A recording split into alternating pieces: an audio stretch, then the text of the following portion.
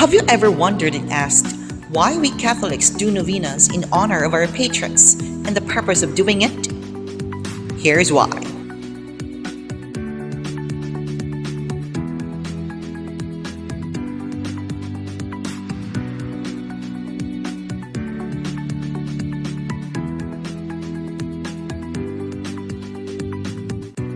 The novena is a kind of intensified prayer which is usually done for 9 consecutive days.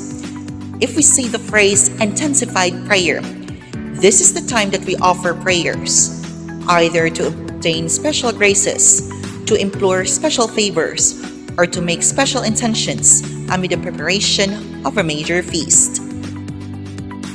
Doing this kind of intensified prayer was recorded from the Gospel of Apostle Evangelist Saint Luke on chapter 24 verse 47 and from the book of the Acts of the Apostles chapter 1 verse 12 until chapter 2 verse 5 of the New Testament of the Holy Bible, where the 12 apostles, together with the Blessed Virgin Mary, prepared for the feast of Pentecost for 9 days.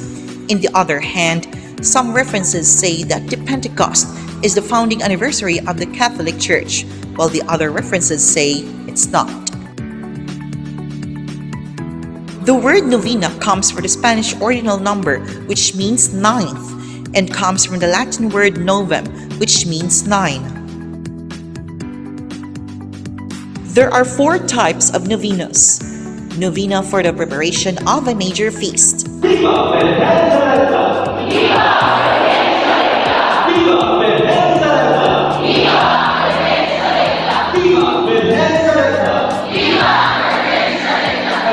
Novena for mourning.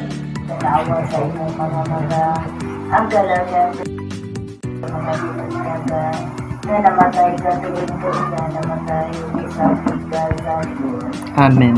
Novena for petition.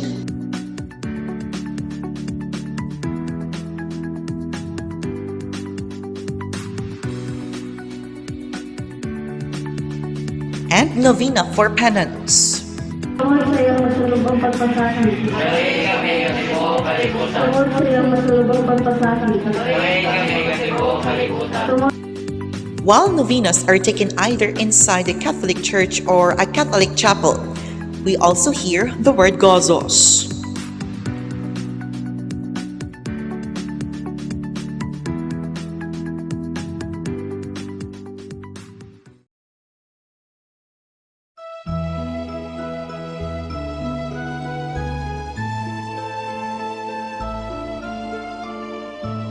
The gozos is a popular poetic compositions which are sung in honor to the Holy Trinity or the Latria, the Blessed Virgin Mary, the Hyperdulia, Saint Joseph, the Protodulia, and to the saints, Dulia. Gozos comes from the Spanish word which means joy and expression of gladness, and from the Latin word gaudium, which means joy. Thus, gozos is literally meant as overtures of rejoicing and exuberance. They are sung in the context of an important religious act, such as the Mass of a great feast, a procession, or the blessing of an image, etc. Its goal is to render thanksgiving for received blessings, or as an entreaty for a petition of protection against evil. Of a written or oral character, it can be traced back to the Middle Ages and are preserved in most cases in documents of great artistic value which are attempting to collect, dignify, and show. Historically, devotionally, and artistically speaking, gozos is used as votive prayers. In the Philippines, the gozos is almost exclusively sung within the context of a novena. Its structure is antiphonal, that is, it is usually sung in 2 parts, the verses by the leader of the novena, the refrain by the rest.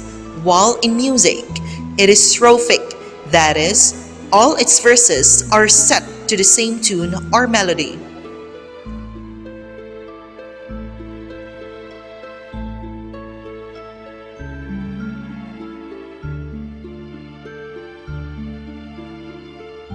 The copla is treated as the refrain of the gozos, but this can be misleading.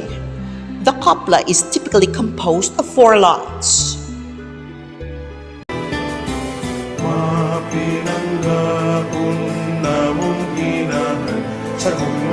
imong anak kami imong nga tabangan, kay paglaong ka kanamong tanan, paglaong ka kanamong tanan.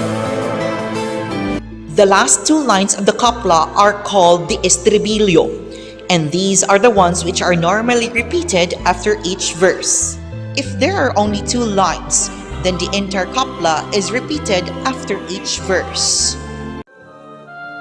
San Jose mo kaming palabanan sa kinabuhi sa kamatayon. San Jose mo kaming palabanan sa kinabuhi sa kamatayon.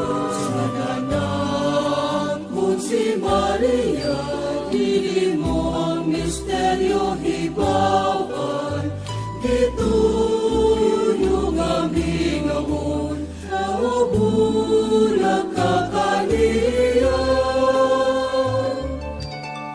Kasangit ka na kung tuod makalilis sa mong atas ko. San Jose mo kaming palabanan sa kinabuhi sa kamatayon.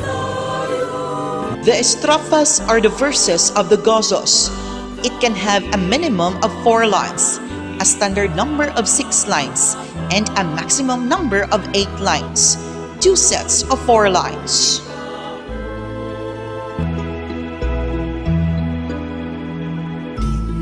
Sa syudad sa subo,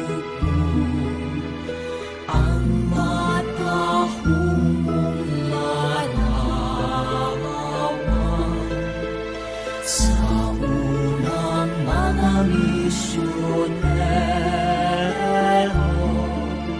sa usang balay hipalkan,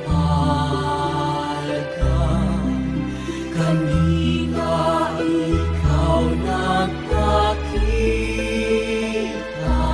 ikanda sa imong gugma.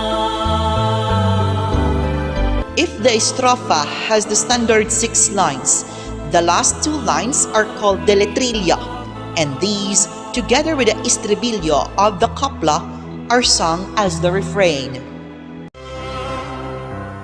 Sa Diyos na pinindahan, sukat sa walay siyutan. Iwi mo ka nakatinganan, kang ngalan na kaliwatan, kaysa ilang kasalanan. Igawas ka na ulan, kaysa ilang kasalanan. Igawas ka na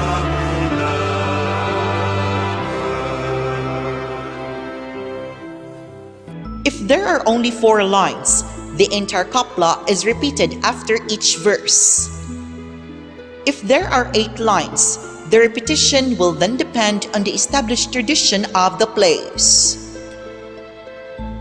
The gozos exists as Dalit and Tagalog areas, and these are either recited or sung.